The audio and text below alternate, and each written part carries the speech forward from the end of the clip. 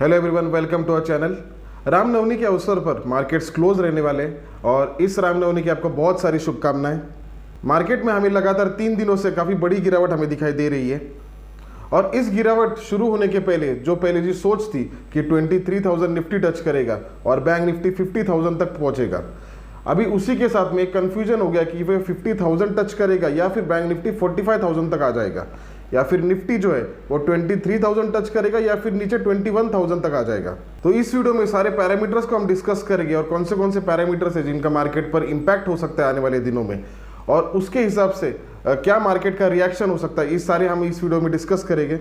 इस गिरावट के पीछे सबसे ज़्यादा जिस चीज़ का इम्पैक्ट है वो इंडियन इकोनॉमी को लेकर नहीं है, लेकिन वो ग्लोबली लेकर है। जो ग्लोबली जो डिस्प्यूट चल रहा है ईरान और इजराइल का, और उसके वजह से जो ग्लोबल सारे मार्केट्स हमें दबाव में दिख रहे हैं और सारे मार्केट्स में हमें बड़े बड़े फॉल हमें दिखाई दे रहे हैं। बेसिकली ये जब न्यूज़ बाहर आई थी तो हमारा जो फ्री टेलीग्राम चैनल है उसकी लिंक इस डिस्क्रिप्शन में दी गई है, उसमें मैंने डाल दिया था कि ये एक पैनिक क्रिएट कर सकता है और कुछ टाइम के लिए इसमें मार्केट्स में हमें फॉल दिखाई दे सकते हैं। उस टेलीग्राम चैनल में सारी मेरी अपडेट्स या फिर जो भी लाइव मार्केट में अपडेट्स मुझे लगते हैं मैं सारे डालते रहता हूँ। पूरी तरह से फ्री चैनल है तो आप उसको ज्वाइन कर सकते हो, उसकी लिंक इस डिस्क्रिप्शन में दी गई है।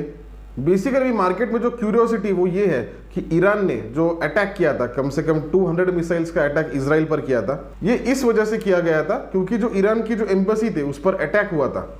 और इस पर अटैक जो हुआ था तो फिर ईरान का ये कहना ये था कि ये जो अटैक था वो इजराइल ने किया था। और जो यूएन में जो रेगुलेशंस होते हैं तो उसके हिसाब से ये है कि अगर किसी भी कंट्री किसी की एम्बेसी पर अगर अटैक करती है तो उनको राइट होती है कि वो जवाब दे सकते हैं। मतलब मान लीजिए अगर किसी भी कंट्री की एम्बेसी अगर किसी कंट्री में लोकेटेड है और उस एम्बेसी पर अगर अटैक होता है तो वो जो भी कंट्री है तो वो उसका जवाब वायलेंस से दे सकती है।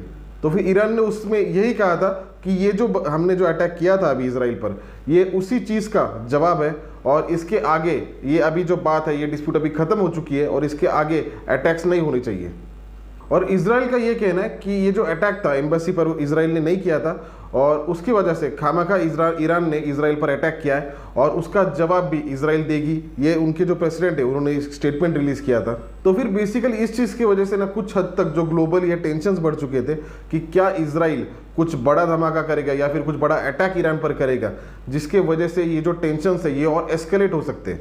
ये अगर कुछ चीज़ें अगर ये वॉर में अगर ये एस्केलेट अगर होते तो उसका क्रूड पर काफ़ी बड़ा इंपैक्ट हो सकता है। और अभी फिलहाल ही अगर देखा जाए तो $90 पर बैरल पर क्रूड चल रहा है और अगर क्रूड के रेट्स अगर स्पाइक होते और ऊपर जाते तो इंडियन इकोनॉमी पर उसका काफ़ी बड़ा इंपैक्ट हो सकता है, क्योंकि क्रूड जो है हमारा बेसिकली वहाँ से बहुत ह्यूज क्वांटिटी में इंपोर्ट होता है और क्रूड अगर बढ़ता है तो इन्फ्लेशन बढ़ सकता है और इन्फ्लेशन बढ़ने के कारण फिर इंटरेस्ट रेट हाइक भी हो सकती है। वो सारी चीज़ें फिर उसके साथ में आ सकती है।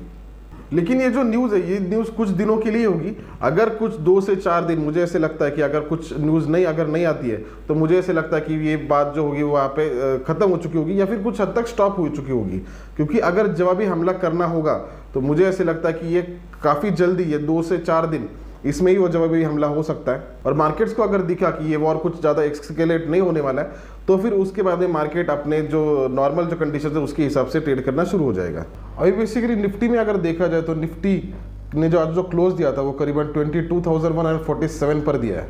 उसी के साथ में उसने जो टॉप किया था वो 22,773, मतलब ऑलमोस्ट 22,800 से निफ्टी ने फॉल किया है। और ये गिन के 3 दिन में जो फॉल हुए उसमें ही वो करीबन 22,147 तक आ चुका है। लेकिन आज का अगर लो देखा जाए तो लो जो निफ्टी ने किया था वो काफ़ी एक सपोर्ट पर किया था, जो 22,100 ये काफ़ी स्ट्रॉन्ग सपोर्ट था और एग्जैक्टली उसको टच करने के बाद निफ्टी में हमें कुछ हद तक बाउंस बैक हमें दिखाई दिया। और जो बेसिकली जो क्लोजिंग जो दिखाई दे रही थी हमें निफ्टी में, तो वो क्लोजिंग के टाइम पे कुछ हद तक उसमें स्ट्रेंथ दिखाई दे रही थी, मतलब निफ्टी कुछ हद तक ऊपर आने की कोशिश कर रहा था। और बेसिकली क्लोजिंग के टाइम पे जो बड़े जो लोग होते हैं या बड़े इन्वेस्टमेंट होते हैं तो वो पोजीशंस बनाते हैं, तो उसके हिसाब से हम कुछ हद तक प्रेडिक्ट कर सकते हैं कि क्या बड़े लोग सोच रहे थे। और कुछ हद तक हमें स्ट्रेंथ दिखाई दे रही थी। लेकिन वापस एक चीज़ थी कि कल मार्केट के लिए हॉलीडे है और उसमें अगर इजराइल का अगर कुछ आता है तो उसमें फॉल हो सकता है। उसके रीज़न की वजह से बहुत ज़्यादा उसमें बाउंस बैक नहीं दिखाई दिया। हाँ, लेकिन अगर ये चीज़ एस्केलेट अगर नहीं होती तो मुझे ऐसे लगता है कि 22,100 ये सपोर्ट का काम कर सकता है और वापस यहाँ से निफ्टी ऊपर निकल सकता है। और अगर ये ब्रेक अगर होता है तो फिर नेक्स्ट जो इसका जो सपोर्ट है वो करीबन 21,943 पर है, जो कि ऑलमोस्ट 21,950 पर है। तो वहां तक मुझे ऐसे लगता है कि निफ्टी ज़्यादा से ज़्यादा जा सकता है इस वीक में। बैंक निफ्टी में अगर देखा जाए तो बैंक निफ्टी ने आज करीबन 47,484 पर क्लोज दिया है, और बैंक निफ्टी में भी करीबन 49,000 से जो फॉल हुआ है, और काफ़ी बड़े बड़े फॉल्स हमें दिखाई दिए। लेकिन आज वापस ये जो सपोर्ट था, जो 47,400 या फिर 47,350 के बीच में जो सपोर्ट था, वहाँ से एग्जैक्टली उसने बाउंस बैक दिया है, और काफ़ी स्ट्रांगली उसने उस सपोर्ट को रिस्पेक्ट किया है। इसमें आने वाले टाइम में मुझे ऐसे लगता है कि ये जो सपोर्ट है, अगर कुछ न्यूज़ खराब अगर नहीं आती तो ये सपोर्ट का काम करेगा, और 47,350 ये मुझे लगता है कि मेरा स्टॉप लॉस रहेगा। और फिर ये यहाँ से जो फर्स्ट टारगेट जो रहेगा, मुझे ऐसे लगता है 48,553 तक जा सकता है, और सेकंड जो है वो 49,000, वो वापस जो हाई था वो सेकंड टारगेट रहेगा। और ये अगर ब्रेक होता है, इन केस अगर ये ब्रेक होता है, तो मुझे ऐसे लगता है फिर ये जो नेक्स्ट जो इसका सपोर्ट है यहाँ तक जा सकता है, जो कि 46,500 या फिर 46,600।